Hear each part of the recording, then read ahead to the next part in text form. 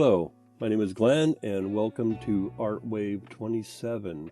In today's video, I'm going to be revisiting something I drew a while back. It was a sketch that I had done of a floating castle, and it seems to come up quite a bit in searches. It gets views quite a bit, so I thought I would do something a little bit more finished and colorful, and so that's what I'm doing today.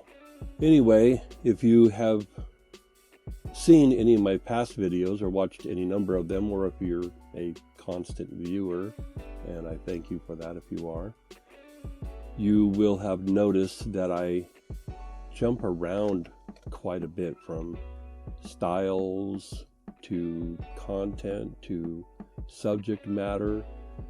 I go anywhere from drawing a demon to drawing, a landscape with Copic markers, or drawing superheroes to drawing floating castles, or doing sketchbook stuff or finished stuff. Sometimes I'm painting, sometimes I'm not.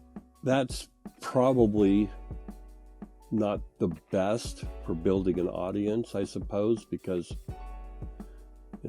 people who like comic books may not like landscapes. People who like landscapes may not like demons, and whatever. It's the way I art. I grew up in a wide variety of places, from farms to cities to out in the woods to in the desert. I lived in a lot of different places growing up, and I've been in a lot of different places. And as you grow up doing that, you learn to diversify your thinking. I think you become more open-minded as you see different cultures and see different things and get different viewpoints from different peoples and stuff like that. And so I have a wide variety of interests. I love comic books, but I also love the old masters of art. So I like Monet. I like a lot of the old masters. And so I like Jim Lee as far as comic book peoples go, Joe Quesada, a lot of different comic book people, even the really old stuff.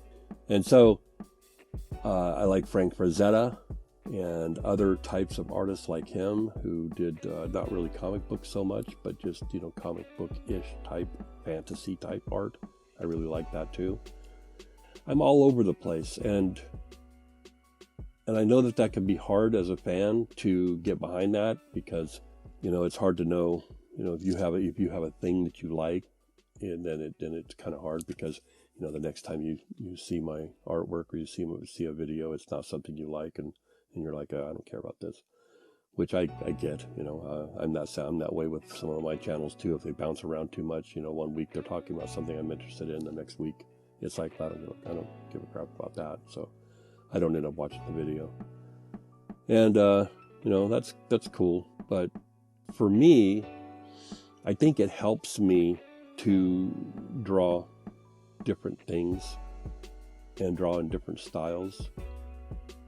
It helps me not only kind of explore the things that I'm interested in, but it also helps me when I'm drawing a comic book and I'm drawing the shading type stuff or cross-hatching or whatever. I know that that's going to help me draw a landscape later on, even though I use a completely different style, because I'm learning stuff in that one that I can transpose to the other one.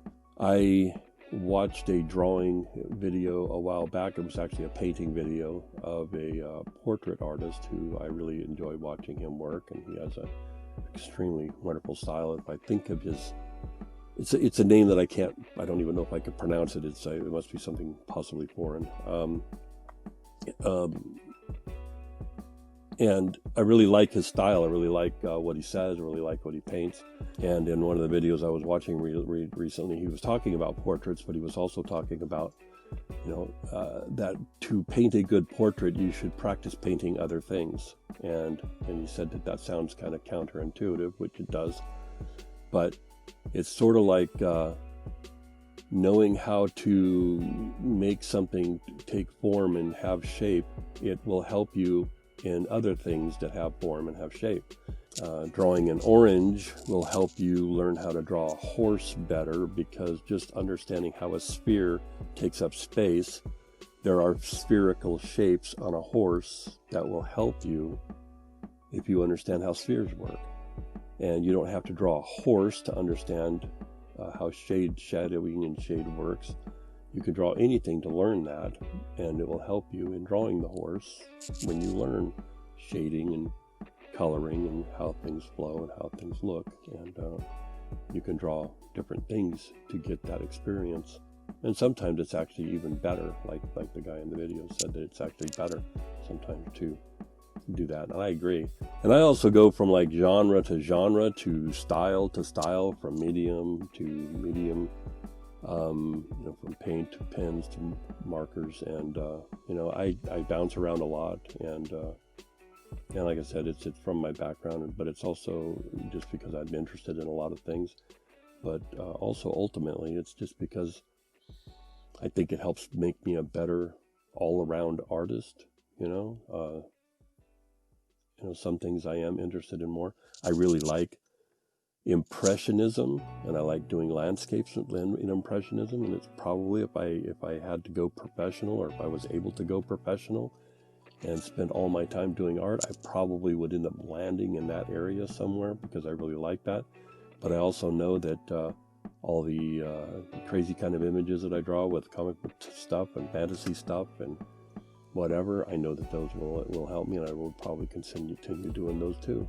Anyway, thank you for watching my video and enjoying what I'm doing, and please consider subscribing, and I will see you in the next video. Thank you.